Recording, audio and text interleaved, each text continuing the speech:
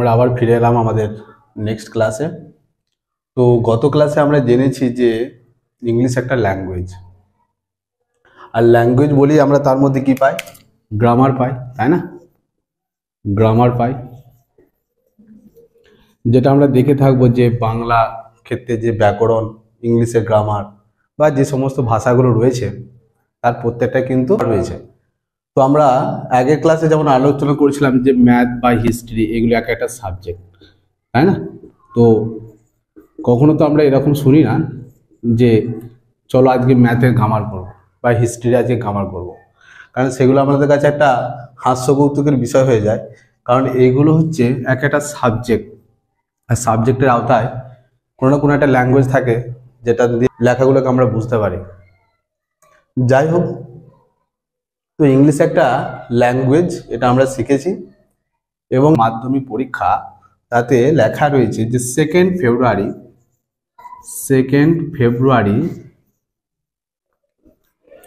First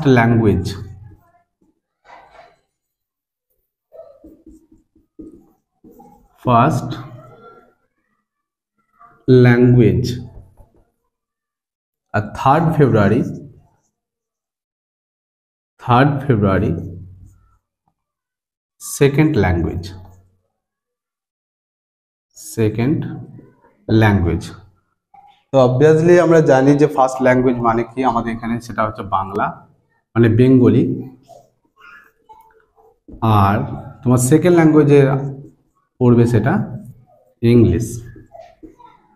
এটা আমরা যে মাধ্যমিক পরীক্ষা, সে মাধ্যমিক পরীক্ষার তাদের যে বোর্ডের যে এক্সামের যে রুটিন, সেই রুটিনে কিন্তু আমরা এটা দেখতে পাবো যে সেখানে তোমার যে সেকেন্ড ল্যাঙ্গুয়েজ বলতে ইংলিশকেই ধরা হয়েছে, বাদ বাকিগুলো হচ্ছে সাবজেক্ট।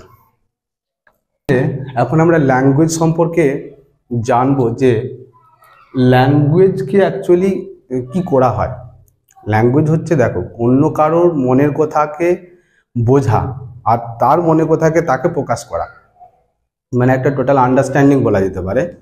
যেমন আমি তোমাদের সাথে যেমন কথা বলছি, এটা একটা বাংলা ভাষায় কথা বলছি, এই যে আমার কথা তোমরা বুঝতে পারছো, বা তোমাদের যে কমেন্ট তোমরা করবে তার মধ্যে আমি সেই জিনিসগুলোকে শর্ট আউট করবো, বা তোমরা কোনোভাবে যদি কন্ট্যাক্ট করো, তাহলে সেইগুলো হচ্ছে কোনো একটা কমিউনিকেশনের যে মাধ্যম, সেটা হচ্ছে একটা ল্যাঙ্গুয়েজ। আর ল্যাঙ্গুয়েজ আছে বলে তার মধ্যে কিন্তু আমরা গ্রামারকে পেয়ে থাকি। এখন দেখা যাক যে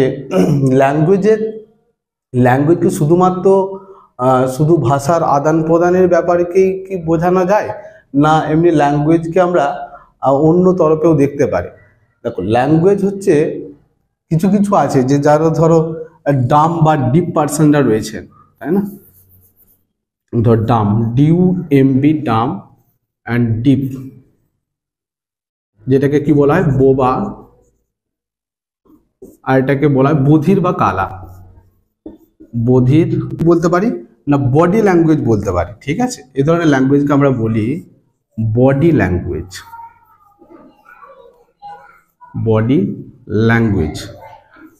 মানে শরীরে কোনো পার্টসকে যদি আমরা ইউজ করে যদি আমাদের ভাষা বোঝাতে চাই কাউকে, তাহলে সেটার যে ভাষাটা ইউজ করা তাকে বলা হয় বডি ল্যাঙ্গুয়েজ।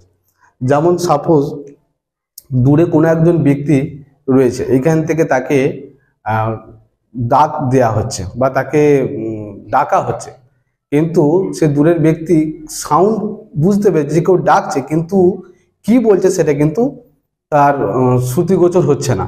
সেক্ষেত্রে সে কি করে, দূর থেকে কাউকে যদি এরকম করে হাত নেড়ে ডাকা হয়, তাহলে এটা বুঝতে পারে যে হ্যাঁ সে তাকে ডাকছে।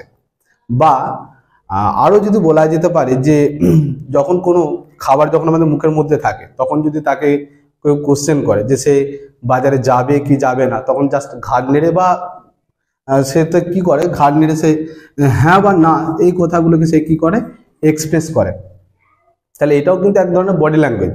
বা আরো উদাহরণ যদি দেওয়া যেতে পারে যে সামনে কোনো ব্যক্তিকে যদি আমরা কোনো মিথ্যা কথা বলছি ধরো, আর সেই ওর পাশে থাকা আরেকজন ব্যক্তি বুঝতে পারছে মিথ্যা কথা বলছে, তো সেক্ষেত্রে তাকে জাস্ট চোখটা টিপে যে তাকে একটা মানে একটা প্রিটেন্ড করা যে এটা জাস্ট একটা মিথ্যা কথা বলা হচ্ছে, এই যে চোখ টিপে বা ইশারা করে একটা কোনো কিছু বোঝানো হচ্ছে, তো এইগুলো হচ্ছে তোমার বডি ল্যাঙ্গুয়েজের আওতায় আসবে। যেটা কোনো না কোনো ল্যাঙ্গুয়েজকে এক্সপ্রেস করতে গেলে যে শুধুমাত্র যে মুখে কথা বললেই যে হবে তার কোনো মিনিং নেই, কিন্তু আমরা বডি ল্যাঙ্গুয়েজকে ইউজ করেও আমাদের ভাষাকে আমরা কখনো কখনো এক্সপ্রেস করে থাকি। এটা শুধুমাত্র ডাম বা ডিপ পার্সনটা ইউজ করে তা নয়, আমরাও করে থাকি। আমাদের তখন ব্যস্ততার মধ্যে থাকি, দূর থেকে আমরা সেটাকে এই ধরনের হাত নেড়ে বা ঘাড় নেড়ে সেগুলোকে আমরা কিন্তু এক্সপ্রেস করে থাকি। তো এটা হচ্ছে আমাদের ল্যাঙ্গুয়েজ। তাহলে ফার্স্ট অফ অল আমাদের কি জানতে হবে না, ইংলিশ ল্যাঙ্গুয়েজকে প্রথমত ক্যাপচার করতে হলে তার ফার্স্ট অফ অল আমাদের জানা উচিত সাউন্ড। সাউন্ডকে আমাদের ক্যাপচার করতে হবে। এখন এই সাউন্ড কি জিনিস, চলো সেটা নিয়ে আমরা একটু বিস্তারিত আলোচনা করি। ল্যাঙ্গুয়েজকে ক্যাপচার করতে গেলে first of all we have to capture the sound. এখন সাউন্ড বলতে যদি আমি এটাকে এরকম আওয়াজ করি, তুমি বলবে এটা একটা আওয়াজ হয়েছে বোর্ডের উপরে, সেটা হচ্ছে ঠক ঠক আওয়াজ হয়েছে, তাই না? ঠক ঠক আওয়াজ হয়েছে এইটি বলবে। বা পাখা যদি তোমার জোরে ঘোরে তার যে একটা আওয়াজ শোঁ শোঁ করে আওয়াজ হয় না, কিন্তু দেখো তুমি তো এগুলো শব্দে লিখে দিলে না, এগুলো ধরো এক একটা লেটার যদি বাংলায় ধরা হয় বর্ণ, তাহলে এটা একটা শব্দ হয়ে গেল, তাই না? আমরা সাউন্ডকে অ্যাকচুয়ালি লেটারে কনভার্ট করা হয়, কিন্তু সাউন্ডকে এইভাবে এক্সপ্রেস করা যায় না। আমাদের ইংলিশেরও অনেক সাউন্ড রয়েছে, তো সাউন্ড অ্যাকচুয়ালি ক্যাপচার করা হয় কিভাবে? দেখো, যদি ছোট একটা বাচ্চা ছেলেকে আমরা গল্প যদি বলি আমরা, তাহলে ছোট একটা বাচ্চা ছেলে সে যখন শৈশব অবস্থায় থাকে, তাকে ধরো বাড়ির যারা রয়েছেন তারা যেভাবে তার সাথে কমিউনিকেট করে, কিন্তু বাচ্চা ছেলে তো সে কথা বলতে পারে না, সে কি করে বলতো? সাউন্ডকে ক্যাপচার করে।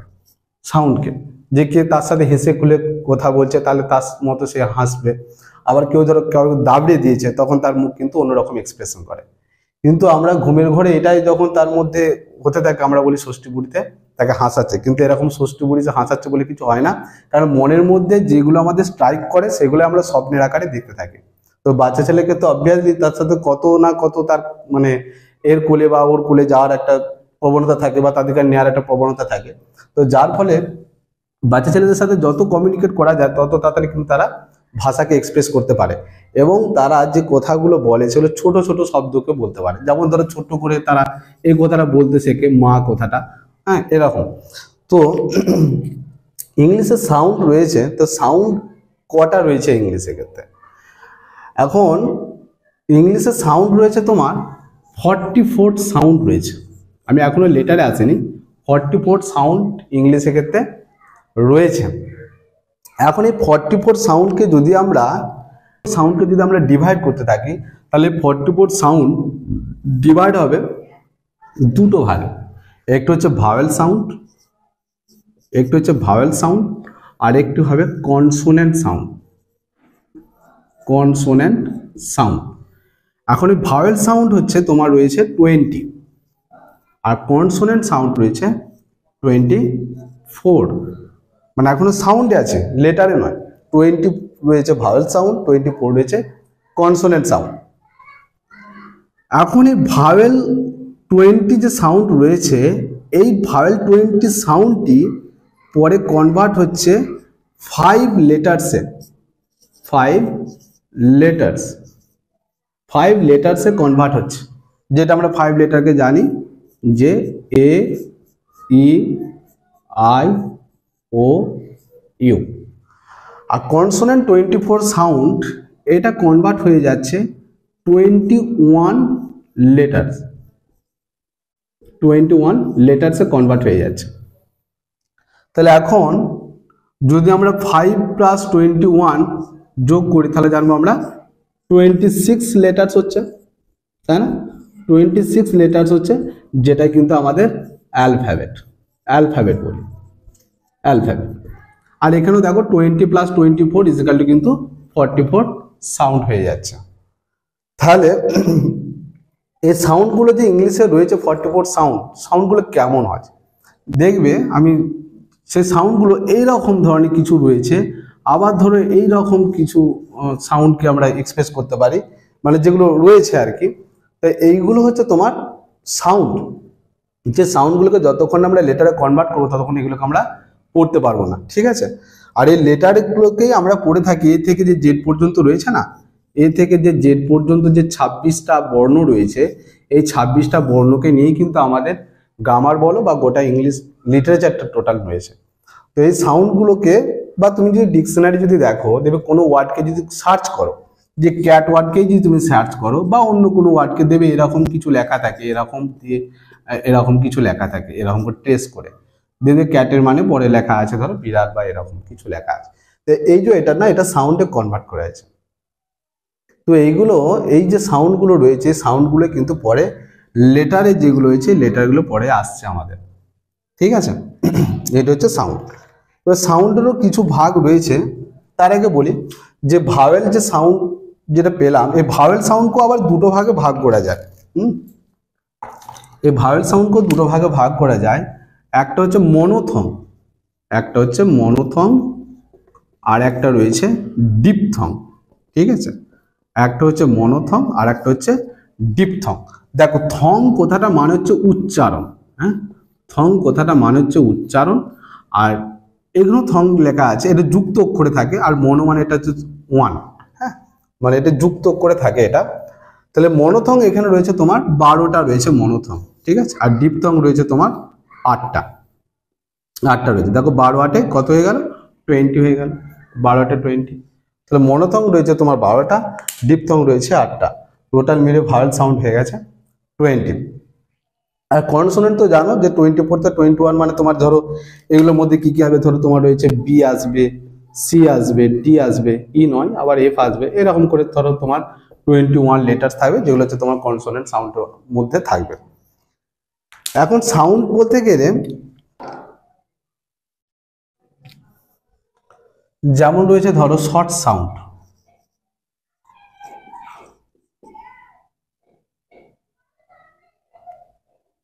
শর্ট সাউন্ড রয়েছে, সাউন্ড রয়েছে, লং সাউন্ড রয়েছে, লেজি সাউন্ডও রয়েছে, লেজি সাউন্ডও রয়েছে। তো শর্ট সাউন্ড কোনগুলো বলা যাবে? শর্ট সাউন্ড সাপোজ ধরো রয়েছে র্যাট মানে ইঁদুর। যদি লং সাউন্ডে যায় তাহলে এটা হয়ে যাবে রেট, রেট মানে তোমরা জানো মূল্য, র্যাট মানে ইঁদুর, রেট মানে মূল্য। লেজি সাউন্ডে আদৌ এরকম বলতে পারো টুডে, মানে আজকে, টুডে উচ্চারণ করলে এটা হবে। তো আবার ধরো শর্ট সাউন্ডে যদি বলি তাহলে হচ্ছে ম্যাট মানে মাদুর, এখানে হলে মেট মানে ক্লাসমেট, যাই হোক তাহলে সেরকম। তো এগুলো লংটা হচ্ছে তোমার কি মানে লং বলতে কি যেটা টানবে না, যেমন রেট, মেট। আবার ধরো তুমি বলতে পারো যে বিচ কথাটা যেন বলতে পারো BITCH, মানে শর্ট সাউন্ড বিচ, মানে কুকুরি যেটা বলে। আর এখানে যদি বলে বিচ, BSCH টানছে না, বিচ, এটা হচ্ছে লং সাউন্ড। আর এটা হচ্ছে তোমার লেজি সাউন্ড টুডে, মানে যেটা কোনো একটা জায়গায় যেন মনে হবে ল্যাক করেছে, এই জিনিসটাকে বোঝানো হয়। তো শর্ট সাউন্ড, লং সাউন্ড আর লেজি সাউন্ড, এই সাউন্ডগুলো রয়েছে তোমার ইংলিশ ল্যাঙ্গুয়েজে। দেখো আরেকটা বলি যে ভাওয়েল যে 20 সাউন্ড রয়েছে বা কনসোনেন্ট যে 24 সাউন্ড রয়েছে, এটা 26 যে লেটারে কনভার্ট হয়ে গেল, 24 সাউন্ড থেকে 26 লেটারে যে কনভার্ট হয়েছে, এই যে এটাকে বলা হয় IPA চার্ট। IPA চার্ট, যেটা আই ফর হচ্ছে ইন্টারন্যাশনাল, ইন্টারন্যাশনাল, পি ফর হচ্ছে ফোনেটিক, ফোনেটিক, আর এ ফর হচ্ছে অ্যালফাবেট, অ্যালফাবেট। তাহলে IPA চার্ট ওয়াইজ এই 44 সাউন্ডকে 26 লেটারে কনভার্ট করা হয়েছে। যেটা আমরা জানি ইংলিশ ল্যাঙ্গুয়েজ একটা এখন কি হয়েছে, গ্লোবাল ল্যাঙ্গুয়েজ হয়ে গেছে, global language or international language, or international language, international language হয়ে গেছে যে ইংলিশ ল্যাঙ্গুয়েজ। এরপর আমরা এখান থেকে জানবো যে লেটার,